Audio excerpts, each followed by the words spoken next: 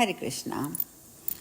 मुनियों की बात सुनकर प्रेत बोले, मुनीश्वरों, आप लोगों का ज्ञान उत्तम है, इसीलिए हम आपसे एक प्रश्न पूछते हैं। जब तक यहाँ श्री विष्णु लोक से विमान नहीं आता, तब तक आप लोग हमारे प्रश्न का उत्तर दे दें। जहाँ वेदों और नाना प्रकार के मंत्रों का गंभीर घोष होता है, जहाँ पुराणों और स्मृतियों का स्वाध्याय किया जाता है, वहाँ हम सब एक क्षण भी नहीं ठहर सकते। यज्ञ, होम, जप, देव पूजा आदि शुभ कार्यों के सामने हमारा ठहरना असंभव है। इसीलिए हमें ये बताइए कि कौन सा कर्म करके मनुष्य प्रेत योनियों को प्राप्त होते हैं। हमें ये सब सुनने की इच्छा है कि उनका शरीर विकृत क्यों कर हो जाता है। ब्रह्म ऋषियों ने कहा, जो झूठी गवाही देते हैं तथा वध और बंधन में पड़कर मृत्यु को प्राप्त होते हैं, वे नरक में पड़े हुए जीव भी प्रेत होते हैं। जो ब्राह्मणों के में दोष ढूंढने में लगे रहते हैं, गुरुजनों के शुभ कर्मों में बाधा पहुंचाते हैं, श्रेष्ठ ब्राह्मणों को दिए जाने वाले दान में रुकावट डालते हैं, वे चिरकाल तक प्रेत योनि में पड़कर नरक से कभी उनका उद्धार नहीं हो पाता। जो मूर्ख अपने और दूसरे के बैलों को कष्ट देते हैं, उनसे बोझ ढोने का काम लेकर उनकी रक्षा नहीं करते, जो अपनी प्रतिज्ञा का त्याग करते हैं, असत्य बोलते हैं, व्रत भंग करते हैं तथा जो कमल के पत्ते पर भोजन करते हैं, वे सब इस पृथ्वी पर कर्मानुसार प्रेत होते हैं। जो अपने चाचा, मामा आदि के सदाचारिणी कन्या और साध्वी स्त्री को बेच देते हैं, वे तो भूतल पर ही प्रेत हो जाते हैं। प्रेतों ने कहा, ब्राह्मणों, किस प्रकार और किस कर्म के आचरण से मनुष्य प्रेत नहीं होते।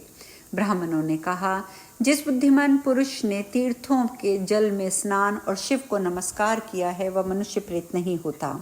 जो एकादशी अथवा द्वादशी को उपवास करके विशेषतः भगवान विष्णु का पूजन करते हैं तथा जो वेदों के अक्षर, सूक्त, स्तोत्र और मंत्र आदि के द्वारा देवताओं की पूजा में संलग्न रहते हैं, उन्हें भी प्रेत नहीं होना पड़ता।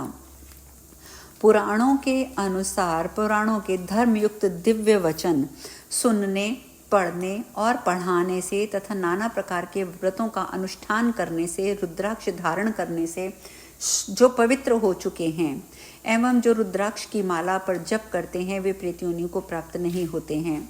जो आंवले के फल के रस से स्नान करके प्रतिदिन आंवला खाया करते हैं तथा आंवले के द्वारा भगवान विष्णु का पूजन किया करते हैं, वे कभी पिशाच योनि में नहीं जाते हैं। प्रेत बोले, महर्षियों, संतों के दर्शन से पुण्य होता है, इस बात को पौराणिक विद्वान जानते हैं। हमें भी आपका दर्शन हुआ है, इसीलिए आप लोग हमारा कल्याण करें। धीर महात्माओं, जिस उपाय से हम सब लोगों को प्रेत योनि से छुटकारा मिले, उसका उपदेश कीजिए। हम आप लोगों की शरण में आए हैं। ब्राह्मण बोले, हमारे वचन से तुम लोग आंवले का भक्षण कर सकते हो। ये तुम्हारे लिए कल्याणकारक होगा और इसके प्रभाव से तुम उत्तम लोकों में जाने के योग्य बन जाओगे। महादेव जी कहते हैं, इस प्रकार ऋषियों से सुनकर पिशाच आंवले के वृक्ष पर चढ़ गए और फल लेकर बड़ी मौज के साथ खाना आरंभ कर दिया। तब देवलोक से तुरंत ही एक पीले रंग का सुवर्णमय विमान उतरा, जो परम शोभायमान था। पिशाचों ने उस पर आरूढ़ होकर स्वर्गलोक की यात्रा की। बेटा, अनेक व्रतों और यज्ञों के अनुष्ठान से भी जो अत्यंत दुर्लभ है, वही लोक उन्हें आंवले का भक्षण करने मात्र से मिल गया। यह सुनकर कार्तिकी जी ने पुनः पूछा, पिताजी, जब आंवले के फल का भक्षण करने मात्र से प्रेत पुण्यात्मा होकर स्वर्ग को चले गए, तब मनुष्य आदि जितने प्राणी हैं, वे भी आंवला खाने से क्यों नहीं तुरंत स्वर्ग में चले जाते।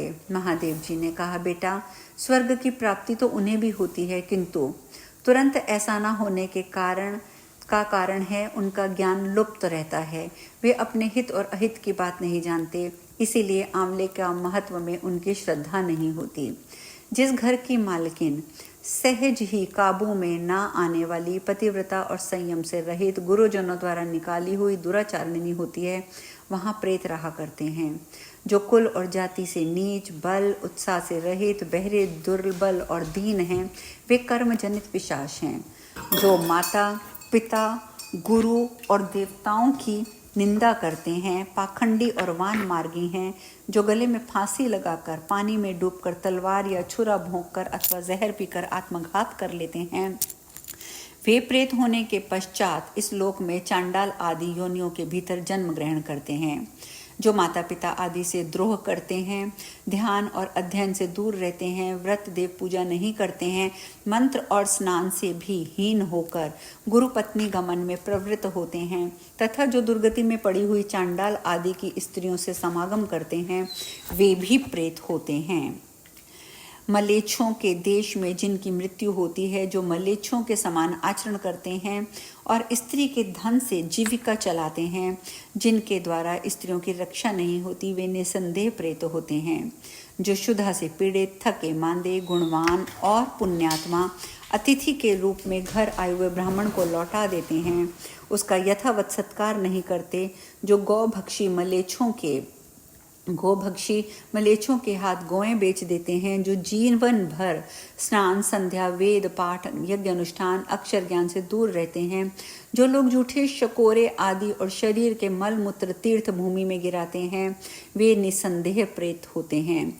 जो स्त्रियां पति का परित्याग करके दूसरे लोगों के साथ रहती हैं, वे चिरकाल तक प्रेत लोक में निवास करने के पश्चात चांडाल योनि में जन्म लेती हैं। जो विषय और इंद्रियों से मोहित होकर पति को धोखा देकर स्वयं मिठाइयाँ उड़ाती हैं, वे पापचारिणी स्त्रियां चिरकाल तक इस पृथ्वी पर प्रेत होती हैं। जो मनुष्य बलपूर्वक दूसरे की वस्तुएं लेकर उन्हें अपने अधिकार में रख लेते हैं और अतिथियों का अनादर करते हैं, वे भी प्रेत होकर नरक में पड़े रहते हैं। इसीलिए जो आंवला खाकर उसके रस से स्नान करते हैं, वे सब पापों से मुक्त होकर विष्णु लोक में प्रतिष्ठित होते हैं। अतः सब प्रकार से प्रयत्न करके तुम आंवले के कल्याणमय फल का सेवन करो। जो इस पवित्र और मंगलमय उपाख्यान का प्रतिदिन श्रवण करता है, वह संपूर्ण पापों से शुद्ध होकर भगवान श्री विष्णु के लोक में सम्मानित होता है। जो सदा ही लोगों में, विशेषतः वैष्णवों में, आंवले के महात्म्य का श्रवण कराता है, वह भगवान विष्णु के सायुज्य को प्राप्त होता है, ऐसा पौराणिक कथन है। कार्तिकेय जी ने कहा, पिताजी, रुद्राक्ष और आंवला, इन दोनों फलों की पवित्रता तो मैं जान गया। अब मैं सुनना चाहता हूँ कि ऐसा कौन सा वृक्ष है जिसका पत्ता और फूल भी मोक्ष प्रदान करने वाला है। महादेव जी कहते हैं, बेटा, सब प्रकार के पत्तों और पुष्पों की अपेक्षा तुलसी ही श्रेष्ठ मानी गई है। वह परम मंगलकारी, मंगलमयी, समस्त कामनाओं को पूर्ण करने वाली, शुद्ध, विष्णु को अत्यंत प्रिय तथा वैष्णवी नाम धारण करने वाली है। वह संपूर्ण लोकों में श्रेष्ठ, शुभ तथा भोग और मोक्ष प्रदान करने वाली है। भगवान विष्णु ने पूर्व काल में संपूर्ण लोकों का हित करने के लिए तुलसी का वृक्ष रोपा था। तुलसी के पत्ते और पुष्प सब धर्मों में प्रतिष्ठित हैं। जैसे भगवान श्री विष्णु को लक्ष्मी और मैं दोनों प्रिय हैं, उसी प्रकार ये तुलसी देवी भी परम प्रिय हैं।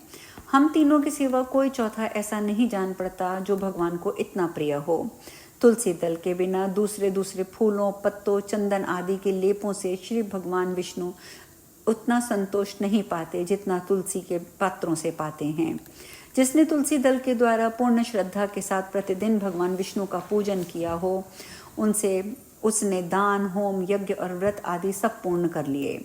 तुलसी दल से भगवान की पूजा कर लेने पर कांति, सुख, भोग सामग्री, यश, लक्ष्मी, श्रेष्ठ कुल, शील, पत्नी, पुत्र, कन्या, धन, राज्य, आरोग्य, ज्ञान, विज्ञान, वेद, वेदांग, शास्त्र, पुराण, मंत्र और संहिता, सब कुछ मैं करतलगत समझता हूँ। जैसे पुण्य सलिला गंगा मुक्ति प्रदान करने वाली है, उसी प्रकार ये तुलसी भी कल्याण करने वाली है। स्कंद, यदि मंजरी युक्त तुलसी पत्रों के द्वारा भगवान श्री विष्णु की पूजा की जाए तो उसके पुण्य फल का वर्णन करना असंभव है। जहाँ तुलसी का वन है, वहीं भगवान श्री कृष्ण की समीपता है। वहाँ तथा वहीं ब्रह्मा और लक्ष्मी जी भी संपूर्ण देवताओं के साथ विराजमान हैं। इसीलिए अपने निकटवर्ती स्थान में तुलसी देवी को रोप कर उसकी पूजा करनी चाहिए। तुलसी के निकट जो स्तोत्र, मंत्र आदि का जप करता है, वह सब अनंत गुना फल देने वाला है। प्रेत, पिशाच, कुष्मांडा, ब्रह्म, राक्षस, भूत, प्रेत, दैत्य आदि सब तुलसी के वृक्ष से दूर भागते हैं। ब्रह्म हत्या आदि पाप और पाप के खोटे विचार से उत्पन्न करने वाले रोग, ये सब तुलसी के सामीप्य से नष्ट हो जाते हैं। जिसने श्री भगवान की पूजा के लिए पृथ्वी पर तुलसी का बगीचा लगा रखा है, उसने उत्तम दक्षिणाओं से युक्त 100 यज्ञों का विधिवत अनुष्ठान पूर्ण कर लिया है।